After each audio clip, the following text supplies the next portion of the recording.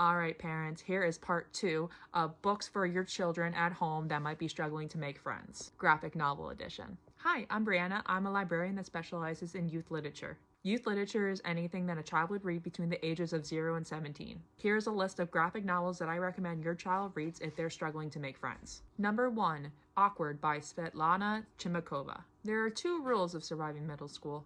Don't get noticed by the mean kids, and seek out groups with similar interests to you. On the first day of a new middle school, Penelope reminds herself of these 2 rules. And then she immediately trips into a quiet boy in the hallway, and the mean kids start calling her nerd or girlfriend. So how does she handle this crisis? She shoves him, of course. So she's already broken the first rule. So to fall back on the second rule, she joins an art club.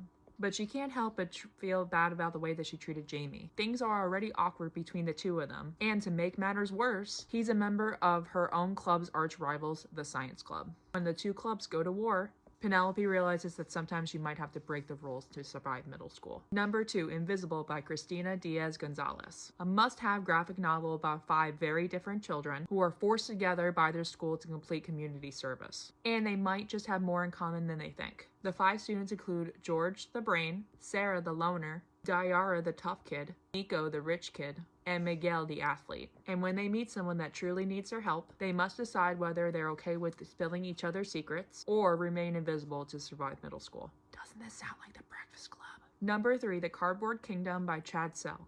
This is the summer where 16 kids encounter knights, rogues, monsters, and robots, and their own inner demons, in one last quest before school starts again. In the Cardboard Kingdom, you could be anything you want to be. This graphic novel follows a neighborhood of kids that transform ordinary cardboard into homemade costumes, as they explore conflicts with their family, friends, and their own identity. Number 4, Stargazing by Jen Wang. Moon is everything that Christine isn't. She's confident, impulsive, and artistic. And though they both grew up in the same Chinese-American suburb, Moon is somehow unlike anyone Christine has ever known. But after Moon moves in next door, these unlikely friends soon become best friends, sharing their favorite music videos and painting their toenails when Christine's strict parents aren't around. Number 5, New Kid by Jerry Craft. 7th grader Jordan Banks loves nothing more than to draw cartoons about his life. But instead of sending him to art school, his parents enroll him in a prestigious private school that's known for its academics, and Jordan ends up being one of the few kids of color in his entire grade.